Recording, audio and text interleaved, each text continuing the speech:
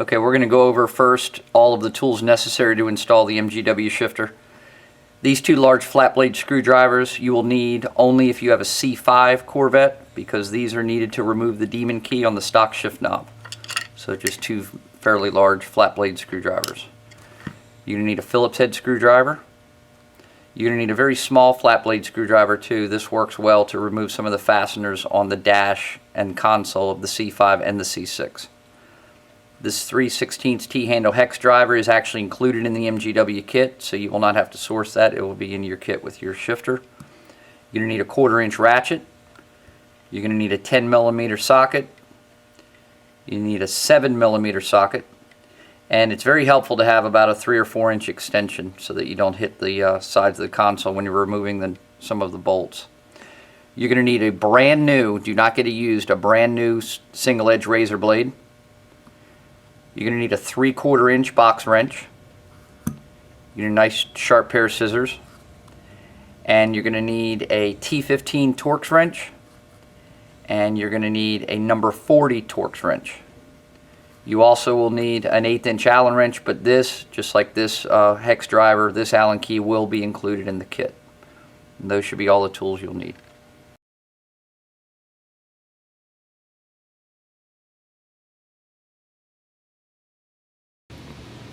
Okay, now we'll do a review of what is included in the MGW Corvette shifter main assembly. We have the actual shifter itself, and this model works for both the C5 and the C6 from 1997 to 2013. We have a lubricant grease to actually lubricate the threads on the shaft handle, and we will also use this to lubricate the pivot ball. We have a 3/16 T-handle hex driver. We have an 1/8-inch Allen key. We have 4 1/4-20 grade 8 bolts. We have a silicone high temp gasket that goes between the shifter and the lower box. And you will have either one or the other, unless you opt to buy both, of the upper shafts. This is the only distinguishing feature that from a C5 to a C6. This is the threaded shaft for the OEM threads on a C5, and that would thread into the top piece once it's installed. And this is the shaft you would designate if you have a C6 and want to reuse your stock C6 knob.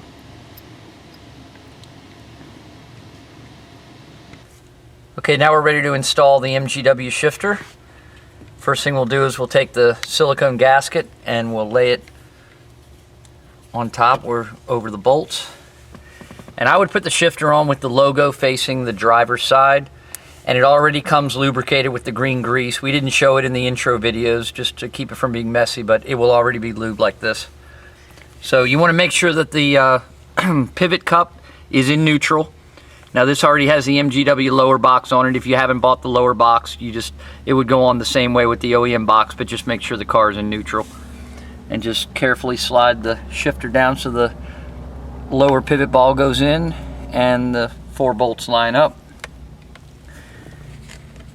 Then take your 4 1/4-20 cap screws with the nylon patches, slide them in each of the 4 holes here.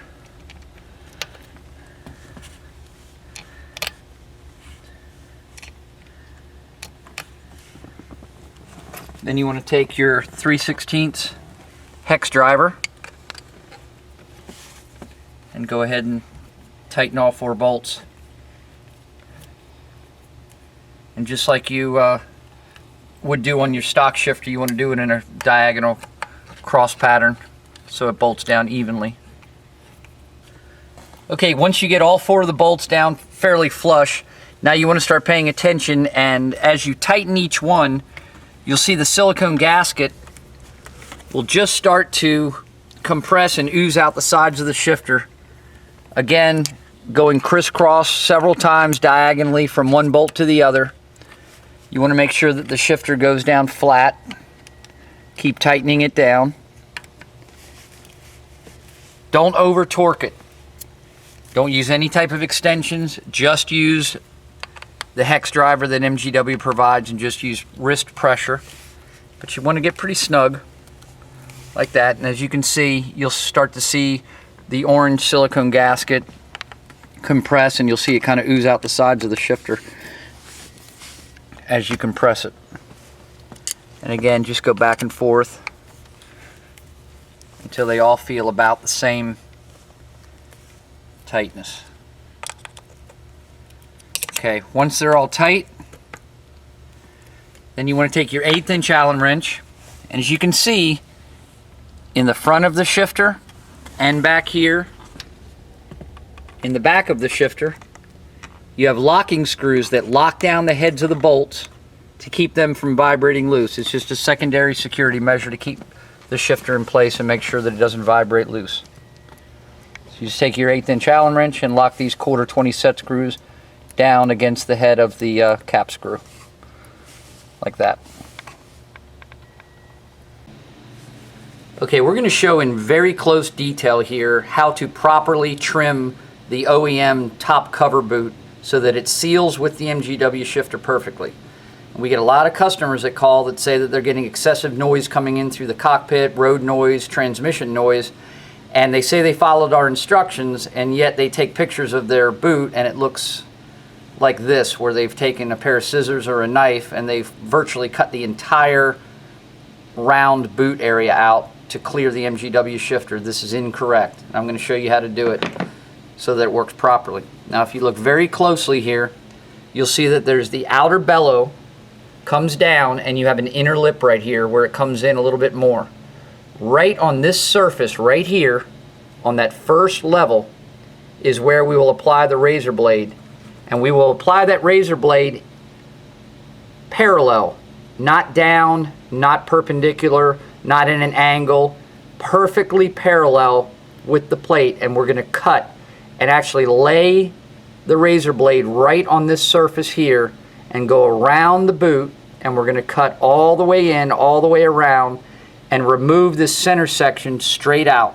And you'll have to cut pretty deep. You'll probably have to run the razor blade about that far in, because if you turn it around, you'll see that that's quite thick. You can see that in here, that area right here. That's where we're going to be cutting, right there, straight out. And I'm going to go ahead and cut this, and when I show you, I'll pull it out and we'll show in detail. But right on that lip, again, very carefully, this is very important, you lay that blade perfectly parallel, and then you just bring it around and cut it.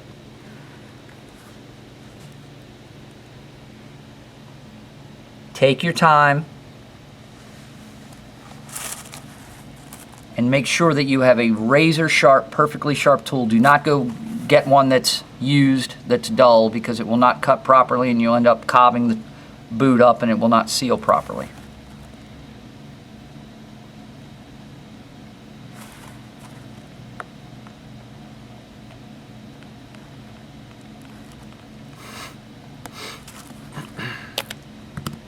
There you go. You can see how it's a nice clean cut, and we're left with a nice flat surface, and all of the outside boot bellow is intact. It's not oblong, it's not egg-shaped, it's perfectly round there, and we have the full boot, nice clean boot. And that's the way you do it, and that will seal with your MGW shifter perfectly.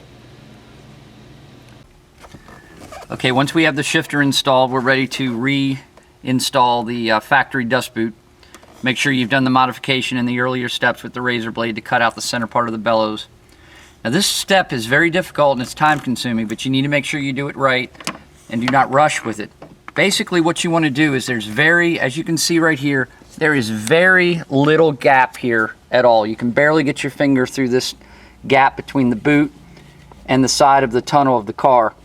And if you have some of this heat shield material too high up, you also may want to trim it away with a razor blade, because you're actually going to tuck this thickness of this boot underneath the boot, and it'll trap it there so it doesn't lift up, and it also seals out any road noise. So you lay the thing across there, go ahead and get all the holes lined up.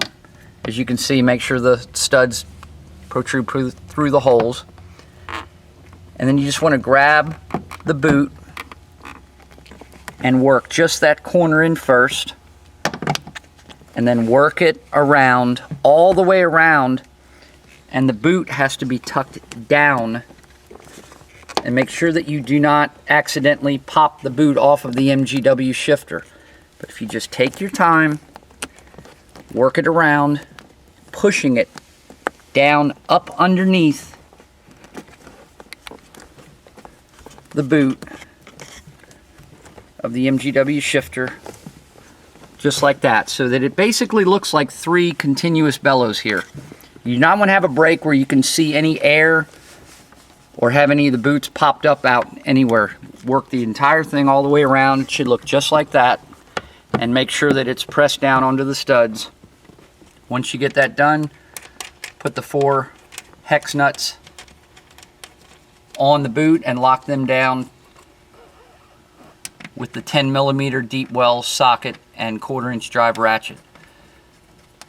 Tighten these snug, but do not get super tight. This is plastic. You can crack the plastic picture frame on the dust boot if you get too tight.